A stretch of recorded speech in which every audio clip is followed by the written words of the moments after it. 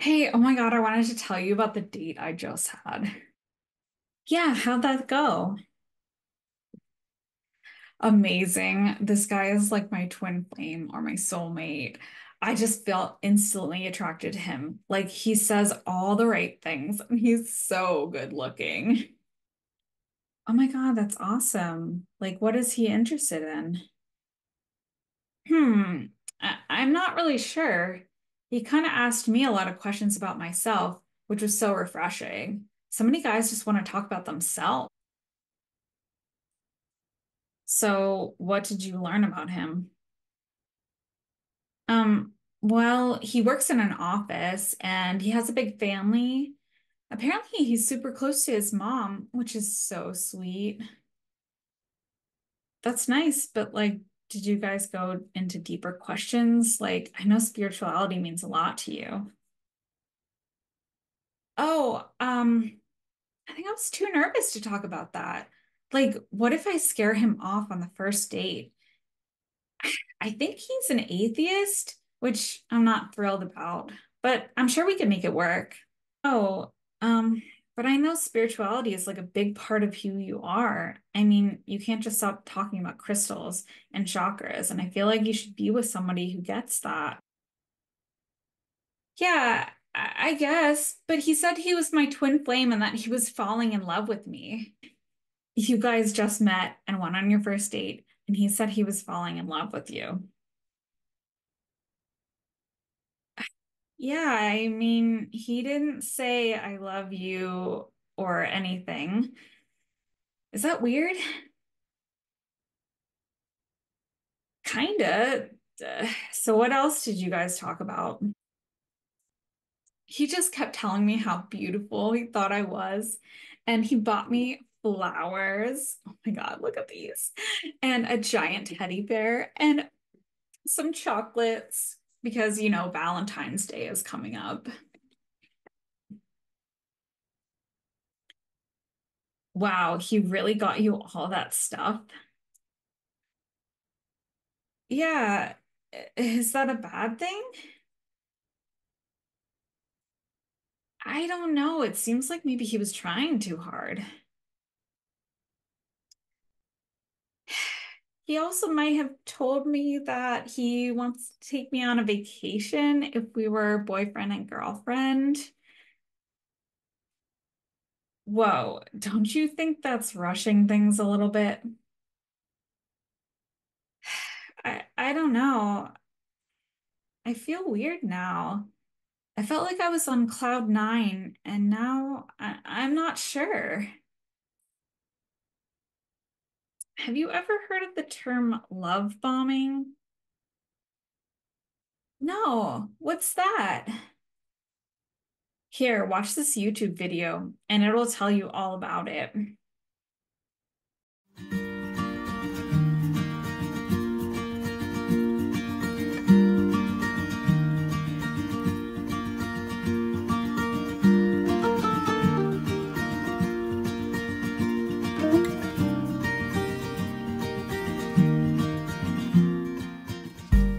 Hey everyone, and welcome to my YouTube channel. I'm Laura Scott, and I am a certified trauma-informed life coach specializing in narcissistic abuse.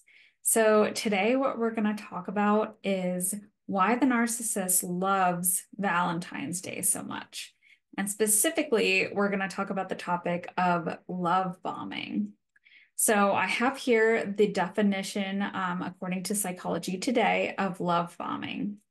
So the term love bomb refers to a pattern of overly affectionate behavior that typically occurs at the beginning of a relationship, often a romantic one, in which one party bombs the other with over-the-top displays of adoration and attention. This behavior can include showering the other person with gifts and or compliments, declaring love early on, and or taking steps to remain in constant contact and spending increased amounts of time together. So for me, I feel like the narcissist really uses love bombing because Valentine's Day is kind of about that.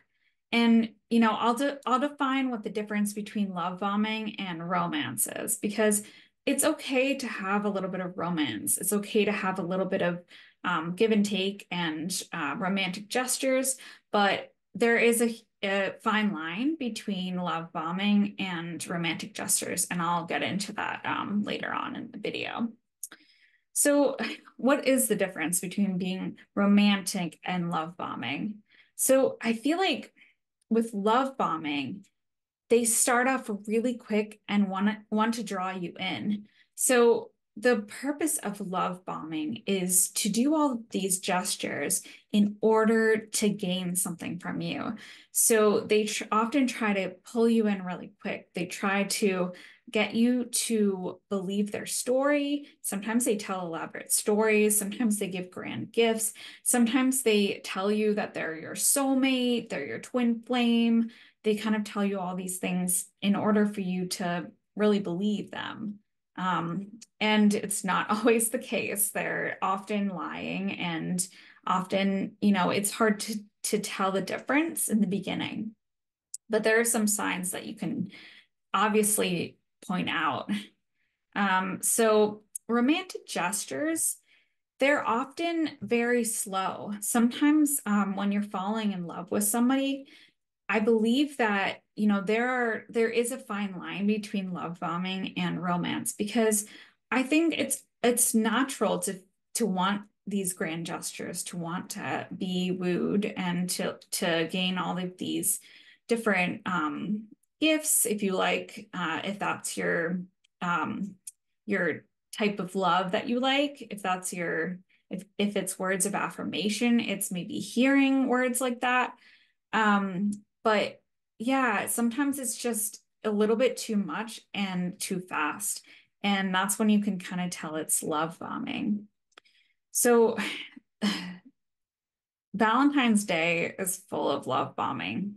So all of the romantic movies that we've grown up with, they offer these grand gestures and these people that come in and they sweep them off their feet. They're often very gorgeous people, and sometimes the people are resistant. I'm kind of thinking of The Notebook.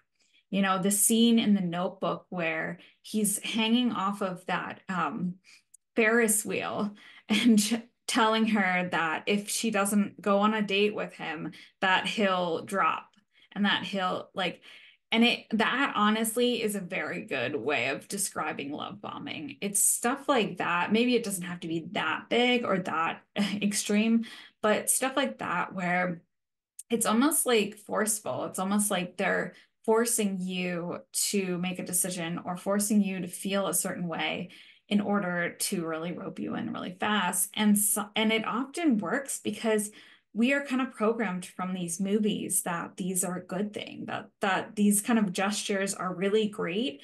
And often they're really not. The real true romantic, the real true love, I believe, is very slow. It's not at all what we think of like feeling. You can feel butterflies for somebody that you really like, but it doesn't have to be these grand gestures and these things that are often very toxic. They're not actually good. So another thing that Valentine's Day has is just all of the gifts, all of the gifts that people give around Valentine's Day. I'm thinking of the giant teddy bears and the chocolates and the flowers. And I think that, if you're going on a date with somebody and they've given you like flowers or those kind of things, don't automatically think, oh my God, he's love bombing me, because I think that's a very common thing. I think it's a very good gesture, and there's lost art of being a gentleman. I think there are some techniques and some things that I believe that are actually really good to still use with that. So that's just, my take on all of that. So one of the other reasons that I think Valentine's Day is really, narcissists love it, is because loneliness is really high. So narcissists play on your weakness. So they play off of your abandonment, off of your codependency. and your desperation. And all of those three things, they really are, you know, all together, if you have even just one of them, that is something that attracts a narcissist. Abandonment wound. If you really have a lot of self-esteem issues, if you're feeling really desperate, if you're feeling like I really want romantic love, I want to feel really good and just, like I'm really lonely and I just want somebody. That is something that a narcissist will take and run with because they love when people are desperate because it allows them to rope you in quicker.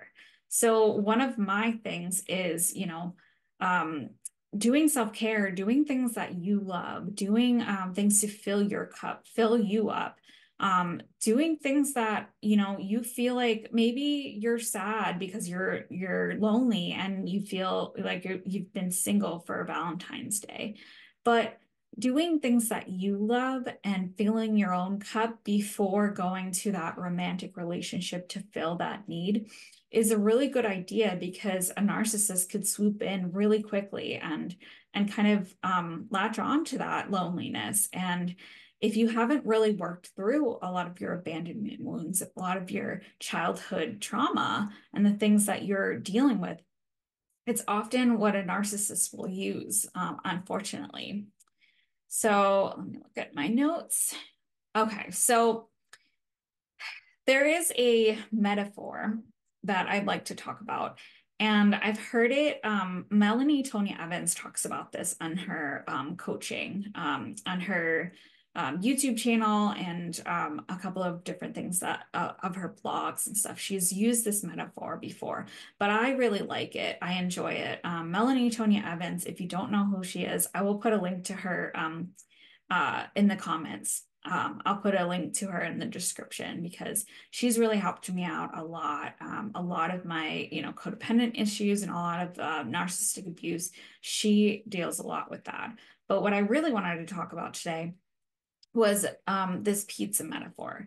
So I like this metaphor because it really shows you kind of what a narcissist does and how what they play off of your desperation. So imagine that you're at home and that you don't have any means to either cook for yourself, you don't have the money to afford it, or you're just lazy and you don't really want to cook for yourself, or you just like, you feel like you're desperate, like you're really hungry. And so you hear this knock on your door, and somebody comes to the door and they say, I have this free pizza here, and I will give you this free pizza if you let me in and I can do whatever I want. Like, I mean, not like that sounds like very sexual. It sounds like the beginning of like porno or something, but that's not where I'm going with this.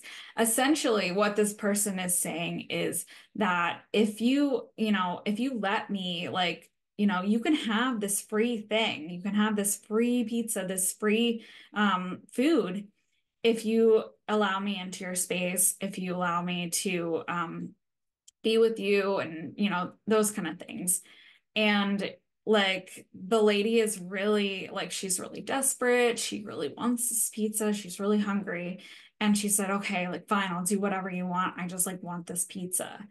Um, and then, imagine that there's this woman who she has a full kitchen, she has organic food, she has the ability to cook it all and the time and the space, and she's feeling really nourished and full herself.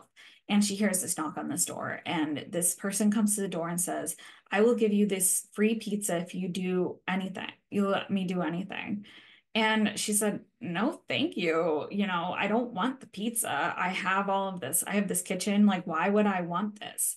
So the metaphor here is really to show you how narcissists will play off of what you desire, what you lack in yourself. And if you're feeling desperate, if you're feeling like you don't have something to fulfill yourself, they will swoop in and honestly will take the bait because you're desperate, because you want that. So that's just, something to like be aware of. Um, okay.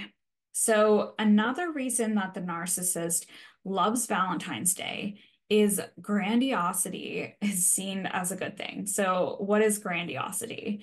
Grandiosity is something that narcissists love. They love grand gestures. They love to appear as, this knight in shining armor riding on this horse to like come save the damsel in distress. They love grandiosity and they love, just show off. And sometimes, depending on if they are a covert or an overt narcissist, they're covert, sometimes they don't outwardly show these type of gestures because they're shy and they don't like that. But oftentimes you can spot it. You can see that they still like some grandiosity. It's just very subtle. It's not as obvious. So Valentine's Day is full of grandiosity, from the gifts to the romantic movies to the sweeping grand gestures. It's like what a lot of people think of when they think of Valentine's Day. So just be aware that, they love this time of year because of they love to be grand and they love to show off their grandiosity. Um, so if you're wondering, oh my God, is this my relationship? Is this me? Is this me? Like you're just like hearing all this stuff. You're like, oh my God, somebody does this and then they do this and then they do this. There's a couple of questions that I want you to ask yourself. So the first question is, are they pulling me in too quickly? Are they pulling me in too quickly? So are they trying to rope you in very quickly? Do you feel like there's a time crunch? There's a pressure on becoming their girlfriend, boyfriend? Um, do you feel like they're trying to rope you in really quickly? And it's only been, 2 or 3 dates, and they already say, oh, I want to be your girlfriend, and, I want to be in a romantic relationship with you. Or saying I love you, or those kind of things. Those are really telltale signs that they're trying really hard and really fast to rope you in, and it might be love bombing. And the second question I want you to ask is there pressure to return a favor because of a gift? So is there pressure to return a favor because of a gift? So often the narcissists will give gifts and they expect something in return. It's never a give and take. It's never a like, I'm getting you this because I care about you, because I love you. There are always strings attached with the narcissist. So I'll just kind of give an example. For me, my ex, when we would go on dates or out to dinner, when we first were dating, he would say things like, oh, well, I'll pay for you now, but in the future, like you owe me. And, at first I was like, okay, like I understand you don't have as much money, or like you can't afford this and all of that kind of stuff. But it became to the point where it was really like, well, I paid for this, so you paid for that. I did this, so you do that. And they often kind of keep score. So really, when they kind of do that, like that is a really red flag. That's a pretty big red flag that there's love bombing involved. And then the last question to ask yourself is, am I feeling lonely or desperate to find love? So am I feeling lonely or desperate to find love? And that's a question that you have to get honest with yourself. Are you feeling sad? Are you feeling lonely? Have you been single for a while? Are you really desiring, you're seeing other people, you're looking on social media and you're seeing your friends on social media and you're getting jealous. You feel like you really want that relationship and you're jealous and you're kind of putting out like jealous vibes or feeling lonely and like desperate. Like, is that how you're feeling? Because that is something that a narcissist will latch onto. If you're feeling lonely and like desperate for love, they will cling on to that because they know that you will do just about anything to find love, to be with somebody.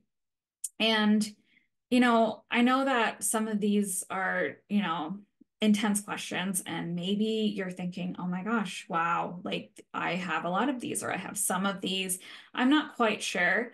So if you're not quite sure, you can actually put some questions in the comments below. If you have any questions about whether you think maybe you're in a relationship like this or something, along those lines, like if you're feeling like that, put some questions in the comments below and I will try to get back to you on that. So what I wanted to say also is that I just finished my certification as a trauma-informed life coach specializing in narcissistic abuse. And if you want to learn more about that, I just made a video about that, and I will pin that in this section up here. So if you're interested in learning more about what is a trauma-informed life coach, I would highly recommend you watch that video. And if you're interested in doing any coaching with me, if you got something out of this video and you're like, wow, this is really interesting, I feel like this might be me, but I'm not really sure. I want to book a clarity call with you. What a clarity call is completely free, and we get to talk about whether we'd be a good match for coaching. So I'm not offering coaching just yet. I'm still getting a lot of my stuff in place, but I am offering some free coaching for 5 people right now. So if you're interested, I will put the link to my clarity sessions, and you can book a session with me today. So I wanted to tell you, thank you so much for watching this video, and I hope you got something out of it. All right, well, happy Valentine's Day. Bye.